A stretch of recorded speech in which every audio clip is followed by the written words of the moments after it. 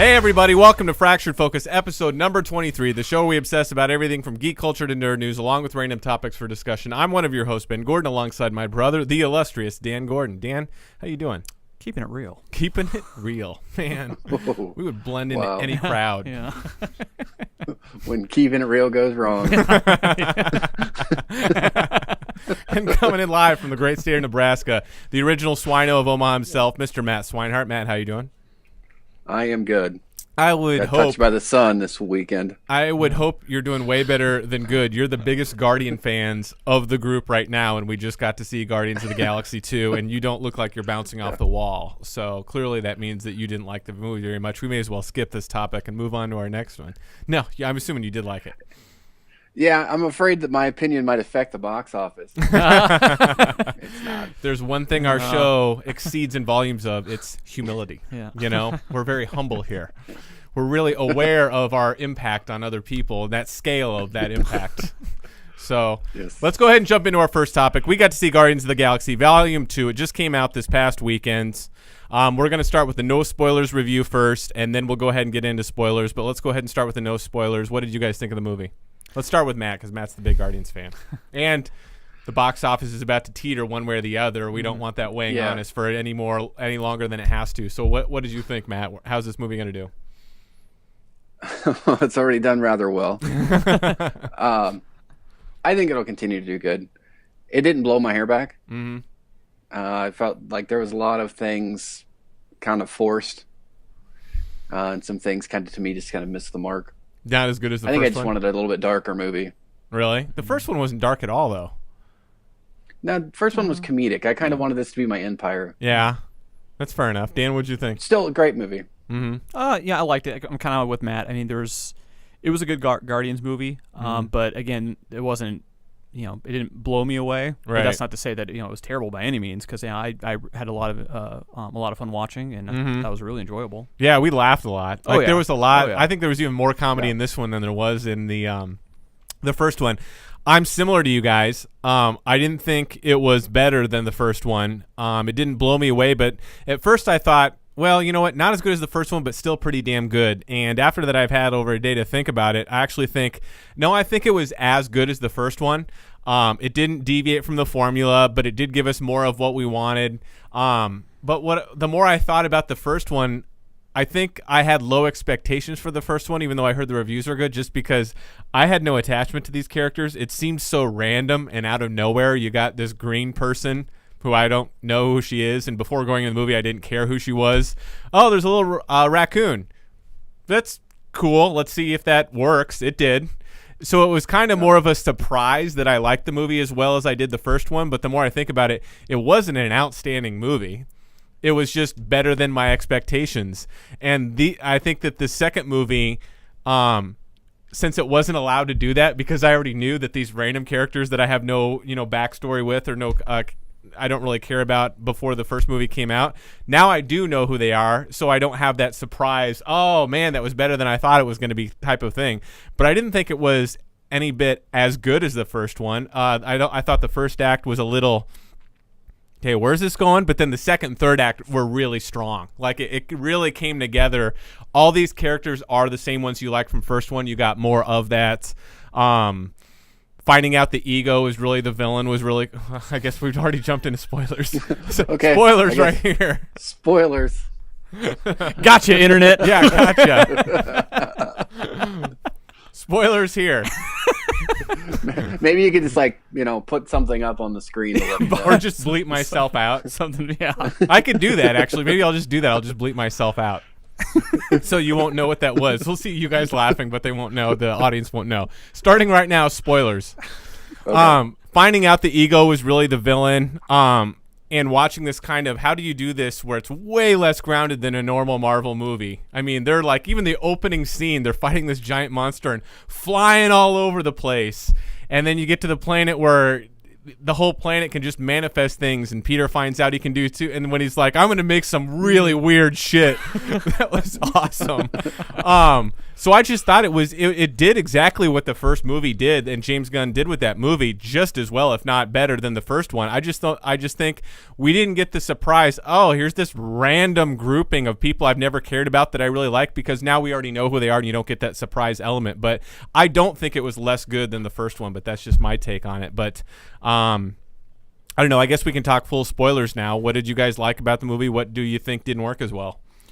I liked Kurt Russell. I think he did a great job as Ego. Ego, a bad guy in the comics too? Matt, I'm going to defer to you on this. Ego's a planet in the comics. Yeah, but is he a bad planet or whatever you want? Did he do what I don't know if he's a bit good or bad. He's a planet. I just didn't know if they changed that or if that's how he was a villain in the comics. But anyway. But I mean, the use of Kurt Russell, I mean, like he did an incredible job. The CGI in the intro scene was very well done too, to make him look younger. That actually was not CGI. That was actually shown today on some of the blogs. That was just makeup. Can you believe that? I cannot believe that. I kind of almost wish that was CGI, because now it's creepy. Like that's now his Sunday wear when he's going out and about. No, it's the movie itself. I liked a lot of the stuff where they took a lot of the same elements from the first one and kind of incorporated those into the new one. Obviously, is the soundtrack. Use of a lot more songs in this one. Yeah, and I think they kind of did that for a lot of the stuff too. Like the slow motion march of multiple characters at any given point in the movie. It's almost a John Woo movie sometimes. Yeah, you're waiting for the doves to start flying out from behind someone's back.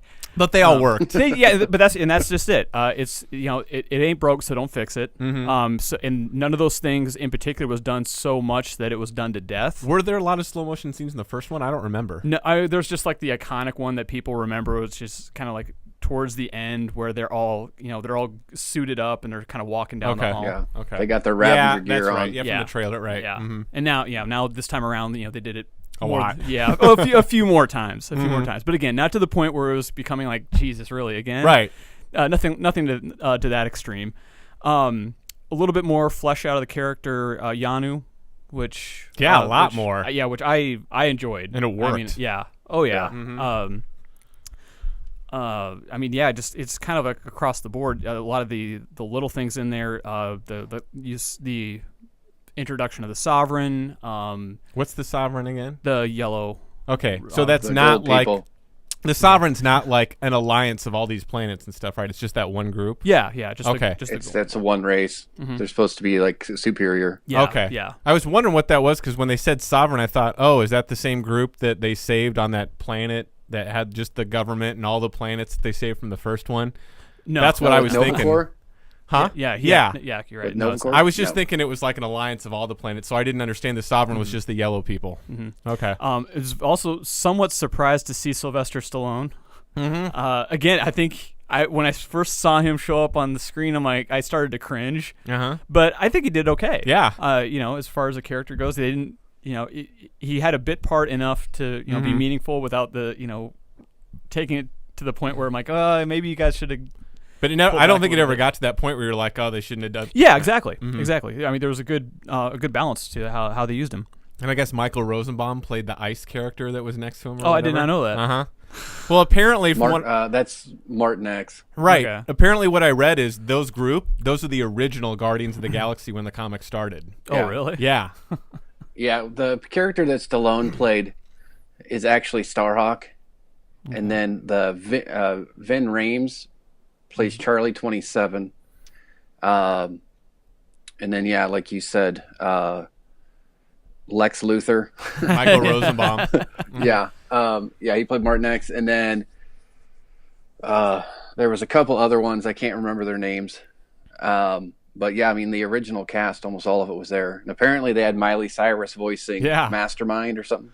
And then James Gunn said he wasn't just throwing them in there as an Easter egg. He's throwing them in there so that maybe Marvel could actually do something with that entire core group that they even had post-credit scenes of. So it was like planting a seeded idea. And I'm assuming all those characters, including Stallone, must be up for it if they wanted to plan a potential spin-off. But I just thought it was a quick little... It'd be tough. Yeah. That Guardians of the Galaxy exists in the year 3000, so they're actually from the future. Oh, okay. So in the comic books, the way that they've done it is they've started bringing the old characters back, like something has happened in the timeline, and those old original Guardians of the Galaxy characters started coming back to the present timeline that they have. Okay. Huh. So it's just one of those little tidbits. Would you be down to see? I don't know if it relates at all there. Would you be down to see this group in their own movie, Matt? Depends. Really? I guess I didn't mind Stallone. I thought some of the stuff was just a little heavy-handed. It's hard to project how well that would do in a standalone movie because again, this stuff is so random that I would have, if you would have asked me about the first group of Guardians, I would have said I really don't care. You know, like some guy that calls himself this cool name but doesn't look that cool to me, just has a metallic mask that comes on, a little raccoon, a green girl. You know, I would have said I don't care, but it ended up being good. So let's be honest. It could be. It depends on how well it's written. Yeah. Yeah, now if they take after it like a Replacements or something, then it'd be different. That's true. Well, didn't they say that they're just going to be doing this Guardians of the Galaxy Volume 1, 2, 3 as a trilogy, and then that's going to be it? So they could be setting themselves up to give them more Guardians movies into the future after the third one. Certainly. Yeah. Certainly. By introducing additional characters, it gives them that. I think that's smart. But Gunn said it was going to be a self-contained 3-volume type of thing, too. But what else did you like or not like? Use of the Zune. That was awesome. That was so cool. Oh, man. And even seeing how Peter Quill's like 300 songs. It's amazing. It's just amazing. Soon, everyone on Earth is going to be using this. Not really, but that was really cool. There was a lot of funny moments. Yeah, and that just to kind of top it off, like the last big kick I got out of that was just watching Yanu and Rocket trying to do like 600 plus jumps and just the visual distortions on their faces as they're trying to get through this. You know, and the panic in their eyes. So good. This was so much more like a Disney Channel ride movie, more family oriented and definitely more kid oriented than any of the Marvel movies. So I'm not surprised they go this route when they know that's one of their strongest assets, that I don't see them going more dark. I see them going on, guns blazing on the formula that they know already works, because this is the one that your kids are going to want to go see way more than, let's say, Thor.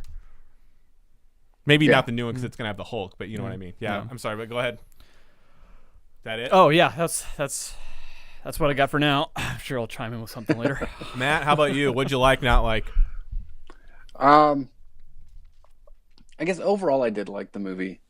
I was probably just being a little critical of it. I kind of wanted to see Kurt Russell Tombstone a little bit more than Overboard.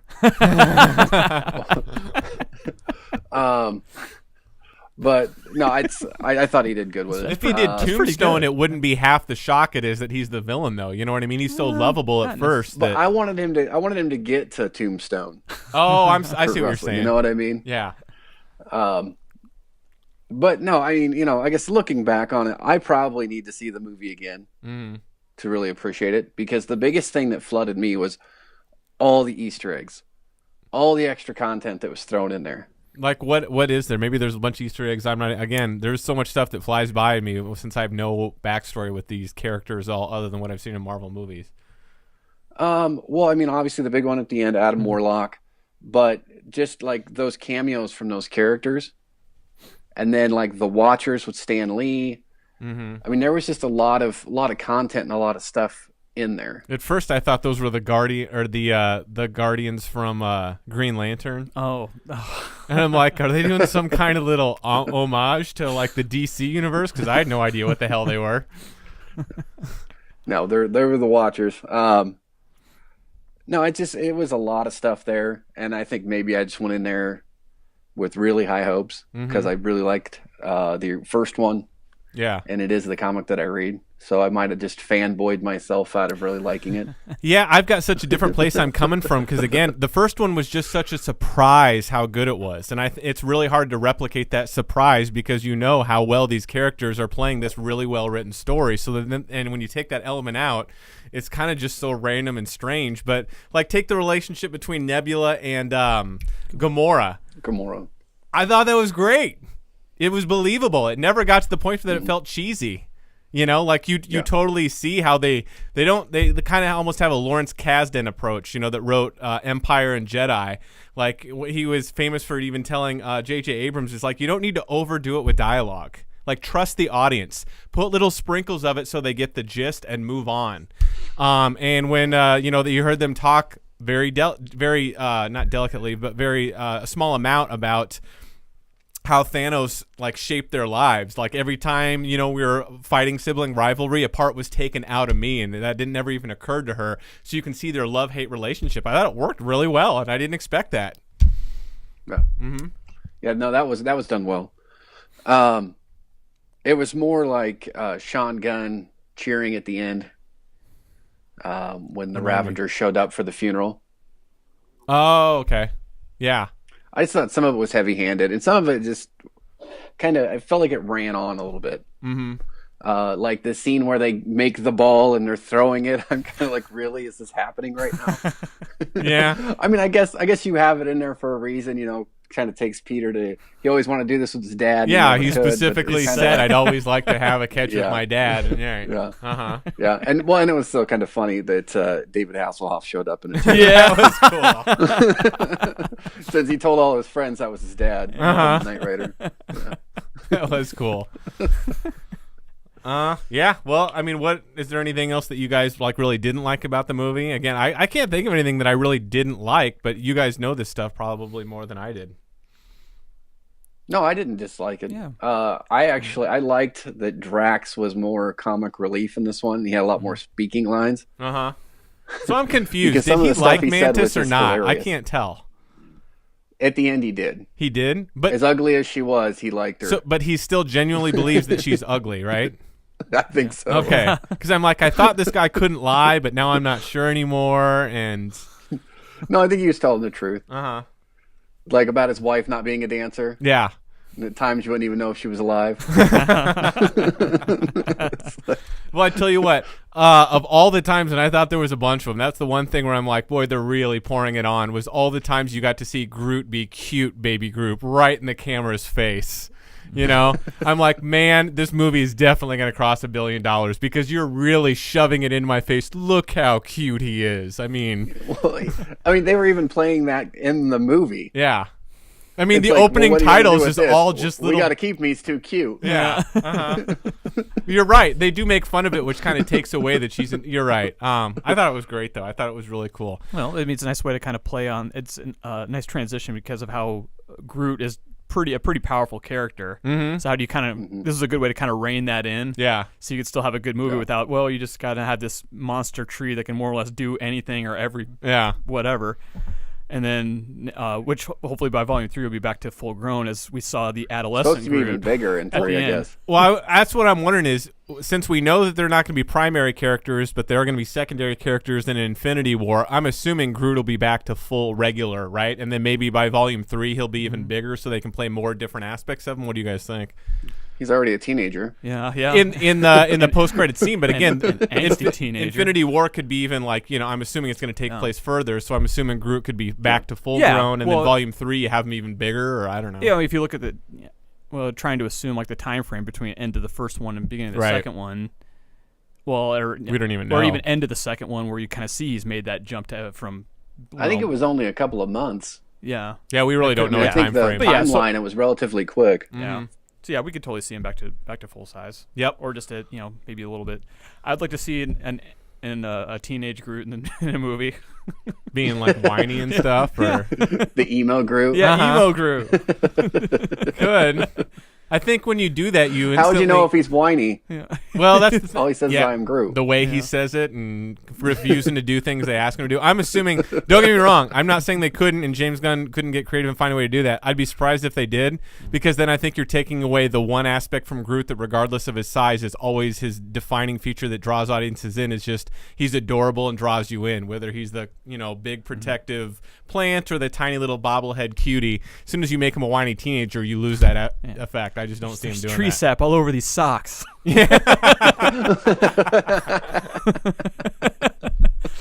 Why are all these socks crusty, Groot? I'm Groot. I'm Groot. Yeah.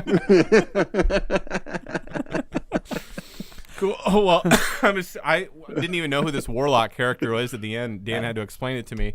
And I'm assuming, okay, so that's going to be in the Infinity Gauntlet. I guess what James Gunn has said is no, that's got nothing to do with Infinity War. He's just going to be the and one of the antagonists or whatever for Volume 3. So that's not going to play into Infinity War. That's kind of. But I'm wondering with that whole thing. I mean, now the huge plot hole is that Ego is a Celestial.